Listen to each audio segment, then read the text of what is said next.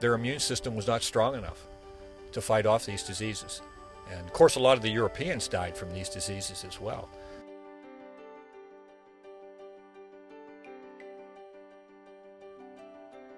They're at the southern end of Mercer County, the northern end of Beaver County, and I think that what they perceived was the need to get a county seat for themselves so they could help people get to Newcastle.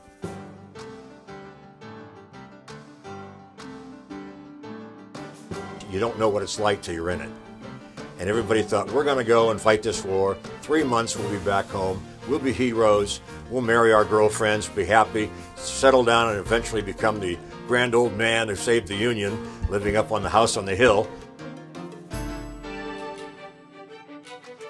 Going to look for a job meant taking your lunchbox with you in the morning, because good chances are you were going to find something and be employed that day.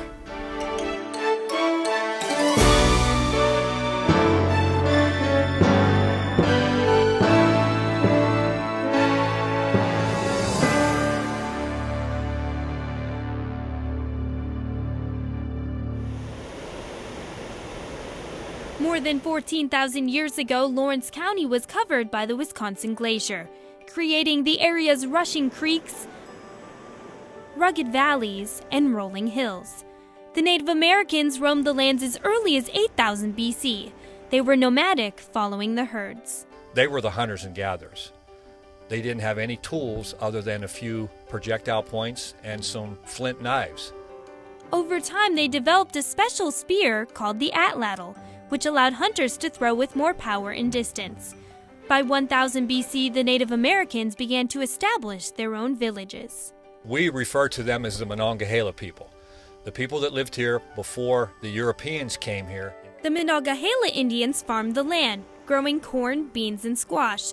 The people also used stone to create pottery, axes, hammers, and grinding tools, as well as projectile points for their spears and arrows. And they did a lot of pounding, a lot of pecking, a lot of grinding, and a lot of polishing to make those.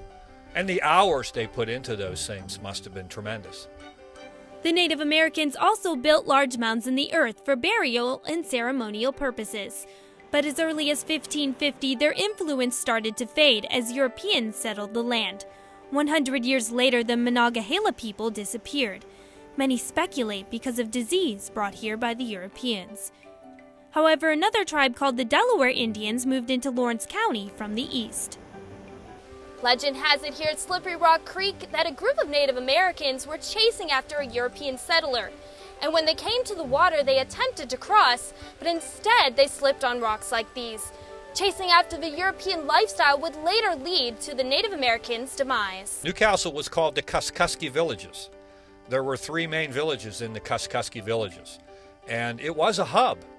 The Delaware Indians were fascinated by the Europeans' tools and goods, but this interest would cause the Native Americans to slowly lose their identity, and by 1760, many tribes had been forced to move west.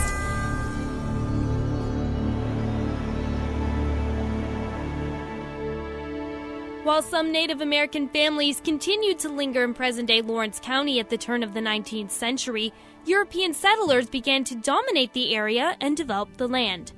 Many relied on farming to make a living.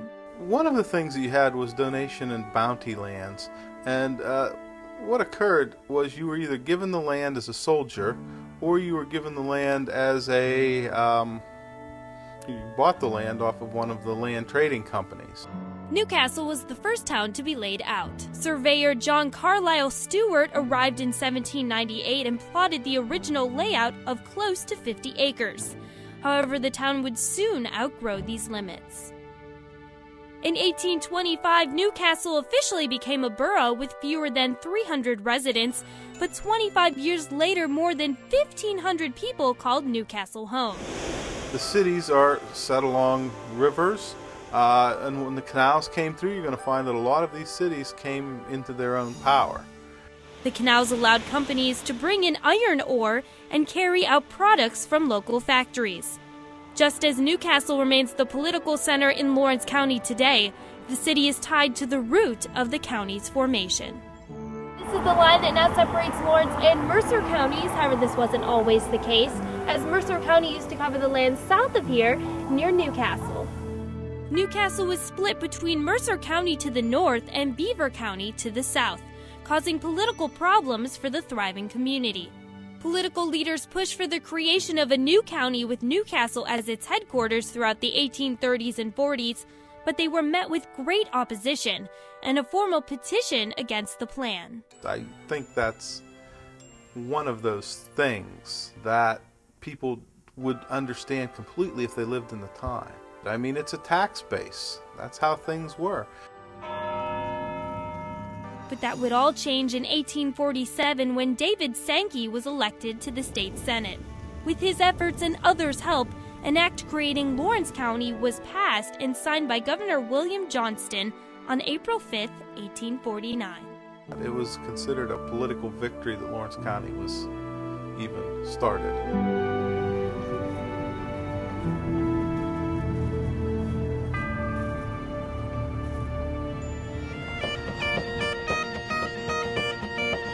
The mid to late 1800s brought a new era for those in Lawrence County.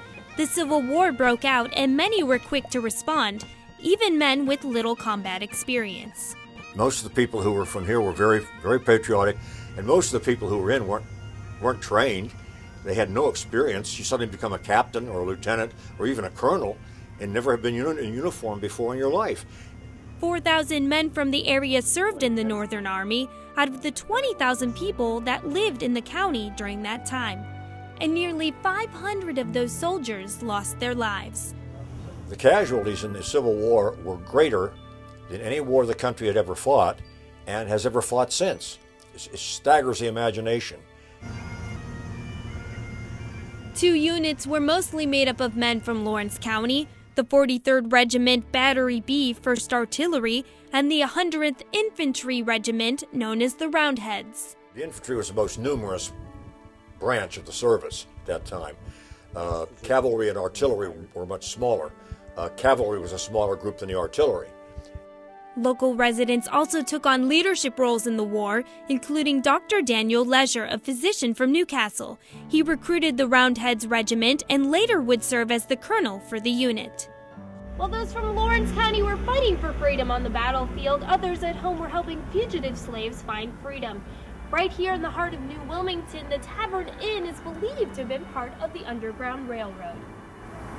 Yeah, the Underground Railroad had several stations in this region. There were a number of other homes in the area. Farmhouses were very good because you had barns where you could put people in and had lots of food available to take care of them there.